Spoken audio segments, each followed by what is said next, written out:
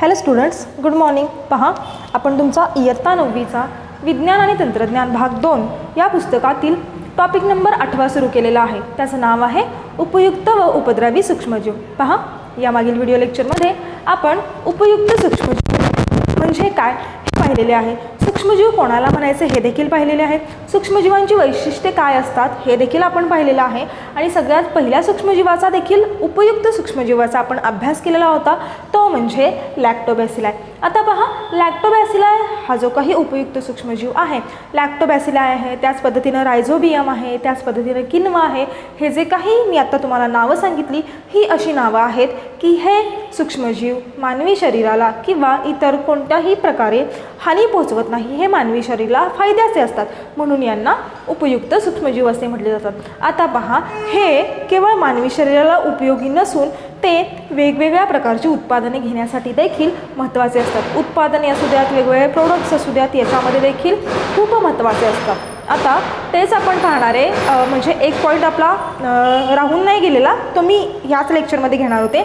आत्ता तो आपण पाहूयात आणि पुढचा भाग सुरू करूयात. तो पॉईंट असा आहे की लॅक्टोबॅसिलाई जीवाणूंचे उपयोग काय काय आहेत ते आपण पाहणार आहोत. पहा, लॅक्टोबॅसिलाई जीवाणूंचे उपयोग. लॅक्टोबॅसिलाई जीवाणूंचे उपयोग. पहा, तसे उपयोग मी तुम्हाला पाठीमागच्या व्हिडिओ लेक्चरमध्ये सांगितलेले आहेत. आत्ता देखील आपण पाहूयात की कोणकोणते उपयोग आहेत लॅक्टोबॅसिलाई जीवाणूंचे. एक म्हणजे जी काही वेगवेगळ्या प्रकारची दुधापासून मिळणारी उत्पादनं आहेत ती घेण्यासाठी लॅक्टोबॅसिलाई जीवाणू खूप महत्त्वाचे असतात. म्हणजे दूध, दही, तूप, लोणी, चीज, इथं आपण चीज लिहूयात, श्रीखंड यासारखी उत्पादने लॅक्टोबॅसिलाई या जीवाणूंच्या साहाय्याने मिळवता येतात. यांची उत्पादने मिळवण्यासाठी. आता पहा, उपयोग क्रमांक 2. जे काही पहा जास्त काळासाठी टिकवून ठेवणारे जे पदार्थ असतात, म्हणजे पहा कोणकोणते आहेत. उदाहरणार्थ लोणची असू देत, तुमचा मुरंबा असू देत, हे जे काही पदार्थ आहेत हे देखील कोणाच्या साह्याने केली जातात, तर लॅक्टोबॅसिलाईच्या साह्याने ती केली जातात. उत्पादनं त्यांची कोणाच्या साह्याने घेतली जातात? लॅक्टोबॅसिलाई जीवाणू वापरून. पहा, उदाहरणार्थ तुम्ही कोको ऐकलेला आहे, उदाहरणार्थ सायडर ऐकलेलं आहे, किंवा त्याला मराठीमध्ये सिडार असं म्हणतात. ओके. त्यानंतर आणखी काय आहे तर लोणची, मुरंबा, भाज्यांची विविध प्रकारची लोणची असतात, ही देखील लॅक्टोबॅसिलाई जीवाणूंच्या उपयोगाने यांची मोठ्या प्रमाणावरती उत्पादने घेतली जातात. कोण कोण? कोको, सिडार, आणखी भाज्यांची लोणची, मुरंबा,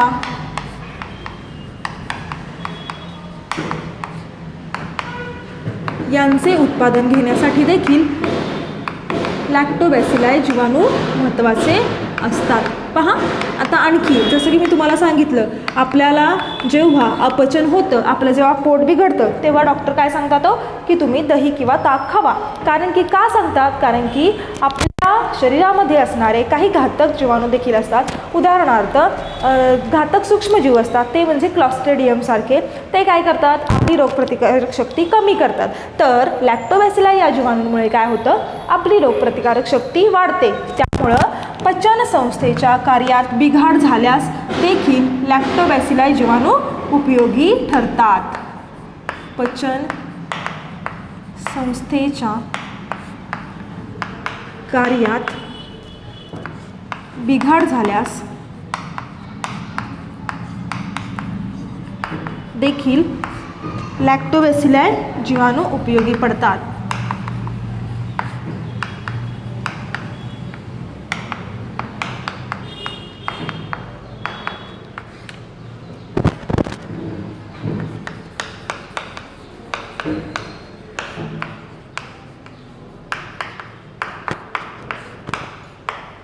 पहा, आता उपयोग क्रमांक 4. पहा, तुम्ही आता खेडेगावांमध्ये जे काही आपले गुरे असतात, त्यांना दूध मोठ्या प्रमाणात येण्यासाठी काय केलं जातं? तर त्यांना खायला घातलं जातं, हो की नाही. हे जनावरांच्या आवडीचं खाद्य आहे. आता आंबवण, आंबवण म्हणजे काय असतं तर आंबवलेलं अन्न असतं. हे जे काही आंबवलेलं अन्न आहे हे कशापासून आंबवलं जातं तर लॅक्टोबॅसिलाई या जीवाणूंच्या मदतीने ते अन्न काय केलं जातं आंबवलं जातं. आणि अन्न आंबवून ते कोणाला दिलं जातं, तुमचे गाई असतील म्हशी असतील यांना काय केलं जातं आंबवून दिलं जातं. या आंबवणामुळं काय होतं तर या आंबवणामुळं त्यांचं जे काही दूध देण्याचं प्रमाण असतं हे दुधामध्ये काय होते वाढ होते. चांगल्या प्रमाणात ते काय करतात दूध देतात. गाई म्हशींच्या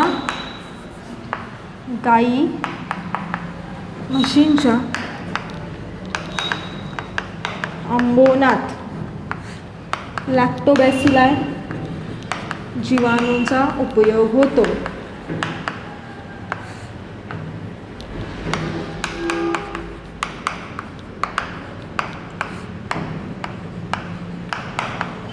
आणखी पहा, जे काही मद्यार्क निर्मिती केली जाते. मद्यार्क निर्मिती म्हणजे काय मद्य निर्मिती. ही कशापासून तयार केली जाते, मद्य म्हणजे काय दारू. कशापासून तयार केली जाते तर ही कारखान्यात मळीपासून तयार केली जाते. आता कारखान्यात मळीपासून दारू तयार करणे हे देखील कुणाच्या साह्याने प्रक्रिया केली जाते तर ही देखील लॅक्टोबॅसिलाई या सूक्ष्मजीवांच्या साह्याने केली जाते. तसेच अनेक प्रकारचे जे काही बेकरी प्रोडक्ट्स असतात, तुमचे पाव असू देत, बटर असू दे, टोस्ट असू दे, खारी असू दे, हे सगळे देखील कोणाच्या साह्याने तयार केले जातात तर लॅक्टोबॅसिलाई या सूक्ष्मजीवांच्या मदतीने तयार केले जातात. सो आपण इथं काय लिहूयात मद्यार्क निर्मितीसाठी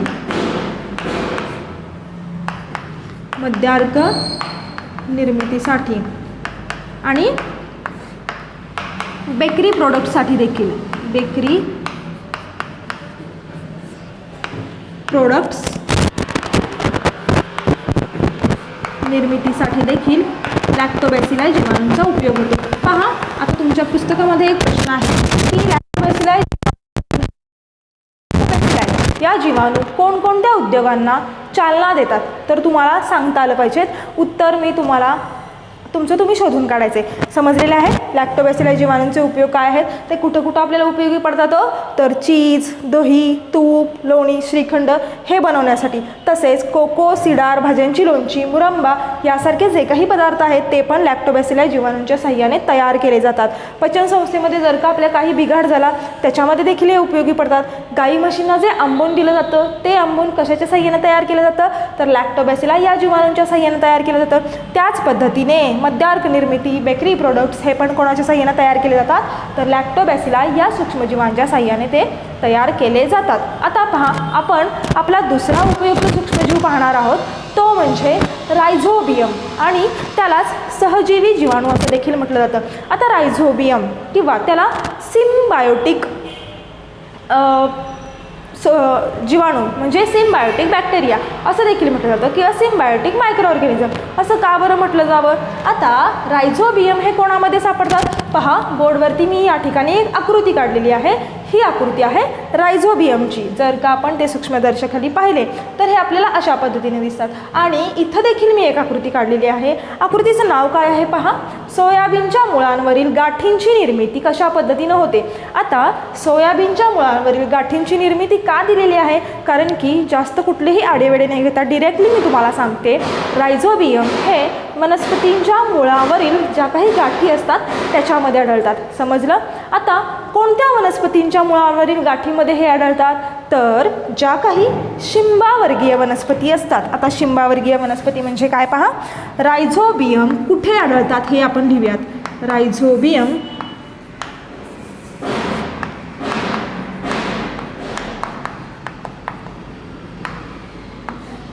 हे वनस्पतींच्या मुळांवरील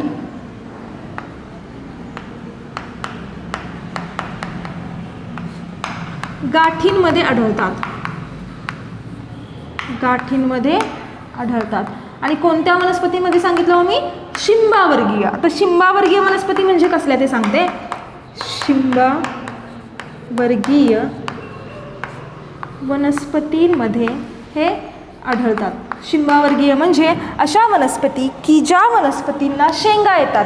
शेंगा येतात म्हणजे उदाहरणार्थ सोयाबीन असेल, घेवडा असेल, वाटाणा असेल, त्यानंतर तुमच्या भुईमुगाच्या शेंगा असतील. अशा ज्या काही वनस्पती असतात या वनस्पतींच्या मुळांवरील ज्या काही गाठी असतात त्याच्यामध्ये आपल्याला रायझोबियम हे जीवाणू पाहायला मिळतात. मी तुम्हाला सांगितलं जेव्हा आपण सुरुवात केली होती तेव्हाच मी म्हटलं की सूक्ष्मजीव आपल्याला सर्वत्र आढळतात. मग ते हवा असू दे, पाणी असू दे, माती असू दे, सगळीकडे ते आपल्याला पाहायला मिळतात. पहा आता रायझोबियम यांना सहजीवी वनस्पती का बरं म्हणत असतील, सहजीवी जीवाणू असे का बरं म्हणत असतील ते पाहण्याआधी आपण काय करायचं आहे, रायझोबियम ही जी आकृती आहे ही कशी आली आणि कुठून आली हे आपण पाहूयात. त्यासाठी काय करायचं आहे, मेथी, शेंगदाणा अशा ज्या काही वनस्पती असतील त्या काय करायच्या, त्यांची रोपं घ्यायची आपल्याला, किंवा शिंबावर्गीय वनस्पतीचं आपल्याला रोपटं घ्यायचं.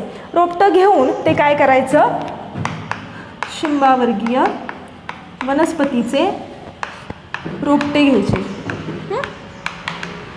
ते काय करायचे, ते रोपटे घेऊन 4 to 5% हायड्रोजन पेरॉक्साईड, याचं नाव काय आहे, हायड्रोजन पेरॉक्साईड, याच्या द्रावणामध्ये निर्जंतुक करायचं. काय करायचं, ते चांगलं स्वच्छ करून घ्यायचं. त्याच्या द्रावणामध्ये निर्जंतुक केल्यानंतर पुन्हा 70% अल्कोहोलमध्ये, 70% अल्कोहोलमध्ये देखील हे काय करायचं, अल्कोहोलमध्ये देखील काय करायचं, हे द्रावणात ठेवायचं. त्या द्रावणात ठेवल्यानंतर पुन्हा काय करायचं, पुन्हा अधिक पाण्याचा उपयोग करून स्वच्छ धुवून घ्यायचं. पाण्याचा उपयोग करून पाण्याने, किंवा असं म्हणूयात आपण, पाण्याने स्वच्छ धुवून घेणे. आता ते पाण्यानं स्वच्छ धुवून घेतल्यानंतर पुढं काय करायचं, पुन्हा त्याला 2 ते 3% सॅफ्रॉनिनच्या द्रावणात ठेवायचं. सॅफ्रॉनिनच्या द्रावणात ठेवायचं. ही जी काही मी नावं सांगते ना, ही नावं म्हणजे काय आहेत माहिती आहे का, जेव्हा आपल्याला सूक्ष्मदर्शीखाली पाहायचे असतात तेव्हा त्यासाठी लागणारे हे काही केमिकल्स आहेत किंवा ही काही रसायनं आहेत की जी आच्छादन पट्टी ठेवण्याच्या आधी आपल्याला टाकावी लागतात, की जेणेकरून आपल्याला आपला सूक्ष्मजीव व्यवस्थित दिसेल. आणि त्याच्यामध्ये ही काही रसायने वापरली जातात. काय करायचं, 2 ते 3% सॅफ्रॉनिनच्या द्रावणात ते ठेवायचं. ते ठेवल्यानंतर ती जी काही गाठ आहे त्या गाठीचे काय करायचे, बारीक बारीक बारीक बारीक काप करायचे. बारीक काप करणे. बारीक काप केल्यानंतर काय करायचं, ते काप केल्यानंतर एक हे घ्यायची, काय घ्यायची, सूक्ष्मदर्शीखाली त्याच्यावरती सूक्ष्म पट्टी घ्यायची, त्याच्यावरती त्या कापातला एक काप ठेवायचा आणि त्याच्यावर आच्छादन पट्टी ठेवायची. आणि जेव्हा आपण सूक्ष्मदर्शीखाली पाहणार तेव्हा आपल्याला अशा पद्धतीची आकृती दिसणार. आकृतीमध्ये काय काय दिलेलं आहे पहा, हे जे दिसत आहेत हे तुम्हाला मूलरोम दिसत आहेत. इथं काय झालेलं आहे, गाठीची वाढ झालेली आहे. इथं वेगवेगळ्या पद्धतीच्या आतमध्ये असणाऱ्या पेशी दिसत आहेत आपल्याला. इथं काय आहे, हे जे नारंगी कलरचं दिसतंय हे बॅक्टेरॉइड आहे. इथं जे झालंय ते पेशीचं विभाजन झालंय. आणि येलो कलरमध्ये दिसतंय ते काय आहे, रायझोबियम आहे. गुलाबी रंगाचे जे पातळ धाग्यासारखं दिसतंय ना, हे आहे हे रायझोबियम. आता ते सूक्ष्मदर्शीखाली गुलाबी रंगाचं दिसणार आहे, कारण की आपण काय टाकलेलं होतं, सॅफ्रॉनिन टाकलेलं होतं. सॅफ्रॉनिन हे कसं असतं, सॅफ्रॉनिन हे रेड कलरचं असतं, डार्क रेड कलरचं, त्यामुळे ते कसं दिसतं, गुलाबी रंगाचं दिसतं. अशा पद्धतीचं हे रायझोबियम आपल्याला आढळतं कुठं, तर शिंबावर्गीय वनस्पतींच्या मुळावरील ज्या काही गाठी असतात. पहा, शेंगा तुम्ही पाहिले असतील, भुईमुगाच्या शेंगा, त्याचं जे रोप आहे ते आपण अख्खं उचलतो की नाही, त्याच्यावर ते छोटे छोटे छोटे छोटे गाठी असतात बघा, त्या गाठींमध्ये रायझोबियम असतात. आता या रायझोबियमला सहजीवी वनस्पती असं का बरं म्हटलं असतं, कारण की हे रायझोबियम काय करतात, जेव्हा आपण कोणता टॉपिक बघितला तुमचा, परिसंस्थेतील ऊर्जा प्रवाह हा टॉपिक पाहिला, त्या ठिकाणी आपण नायट्रोजन चक्र पाहिलं होतं, हो की नाही. आपल्याला उपयुक्त असणारे सूक्ष्मजीव कोणकोणते आहे, नॉस्टॉक आहे, ॲनाबेना आहे, रायझोबियम आहे, ॲझॅटोबॅक्टर आहे. हे काय करतात, जमिनीतून नायट्रोजनचे स्थिरीकरण करतात. नायट्रोजनचे स्थिरीकरण करतात म्हणजे काय करतात, ह्या ज्या रायझोबियम बॅक्टेरिया आहेत किंवा हे जे जीवाणू आहेत हे काय करतात, हे नायट्रोजनचे स्थिरीकरण करतात, म्हणजे नायट्रोजनपासून नायट्रोजनची संयुगे तयार करतात. रायझोबियम हे जीवाणू नायट्रोजनपासून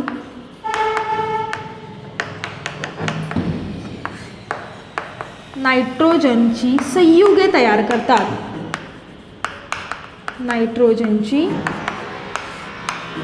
संयुगे तयार करतात. आता कोणती संयुगे, तर त्याची 2 नावं आहेत. मी तुम्हाला आधीच सांगितलेली आहेत. एक आहे नायट्रेट आणि दुसरं आहे नायट्राइट.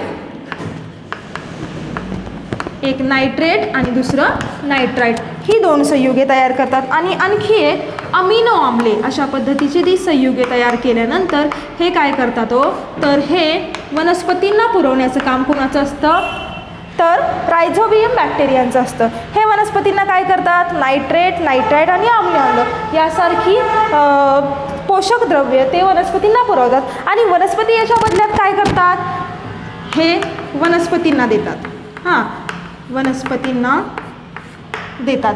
तर वनस्पती यांना काय देतात, तर कार्बोहायड्रेट्स देतात किंवा कार्बोदके देतात. त्याच्यातून त्यांना काय मिळते हो त्या रायझोबियमला, तर ऊर्जा मिळते. अशा पद्धतीनं ह्या दोघांचं रिलेशन असतं गिव्ह अँड टेक. तू पण मला दे, मी पण तुला देतो. अशा पद्धतीनं हे सहजीवनाचं रिलेशन त्यांचं असतं.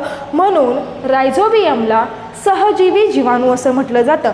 तुम्हाला शास्त्रीय कारणे द्यामध्ये प्रश्न विचारला जाऊ शकेल की रायझोबियमला सहजीवी जीवाणू असं का म्हटलं जातं, तर तुम्हाला उत्तर सांगता आलं पाहिजे.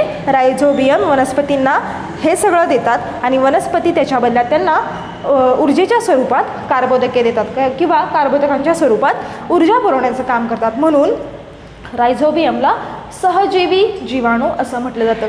आता पहा, हे जे काही आहे रायझोबियम हे काय असतात, हे शिंबावर्गीय वनस्पतींच्या यजमान म्हणून असतात. होस्ट म्हणून त्यांच्यावरती ते राहतात, कारण की त्यांच्या मुळांवरील गाठीमध्ये ते सापडतात ना.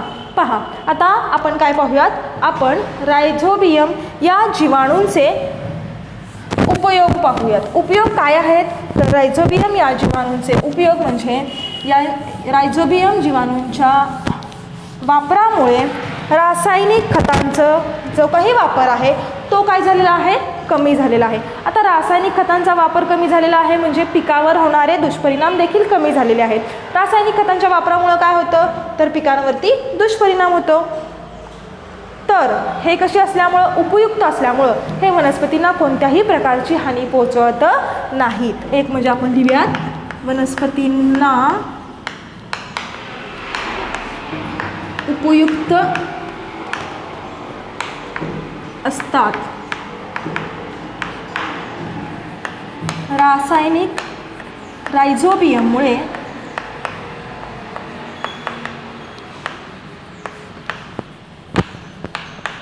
रासायनिक खतांचा वापर कमी झालेला आहे.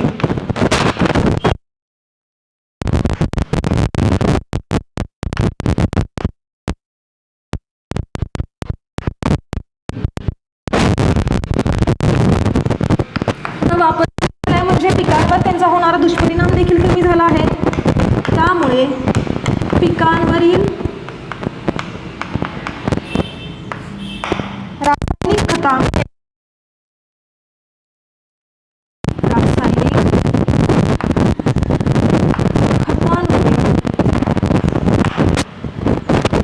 होणारे दुष्परिणाम देखील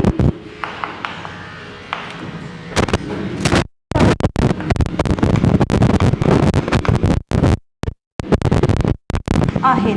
आणखी काय सांगू शकतो आपण, हे शेतकऱ्यांच्या दृष्टीने कसं आहे, फायद्याचं आहे. जर का रायझोबियम या जीवाणूंचा उपयोग केला तर काय होईल, रायझोबियम या जीवाणूंमुळे जो काही अतिरिक्त खर्च आहे रासायनिक खतांवरती होणारा तो देखील काय होणार आहे, कमी होणार आहे. रासायनिक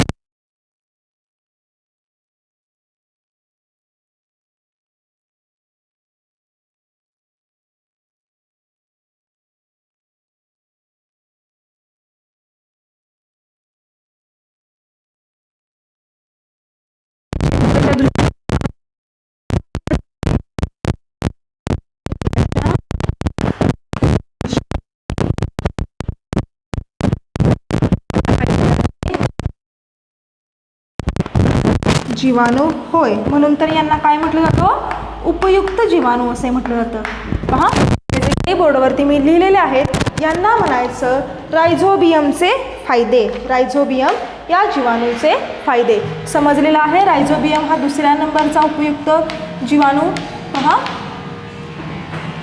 सो आजच्या व्हिडिओ लेक्चरमध्ये आपण काय पाहिलं तर रायझोबियम हा सहजीवी जीवाणू, इथं या ठिकाणी आकृती दाखवलेली आहे, ते कुठं सापडतात हे सांगितलेलं आहे आणि या ठिकाणी काही फायदे देखील लिहिलेले आहेत. आता आपण थांबूयात.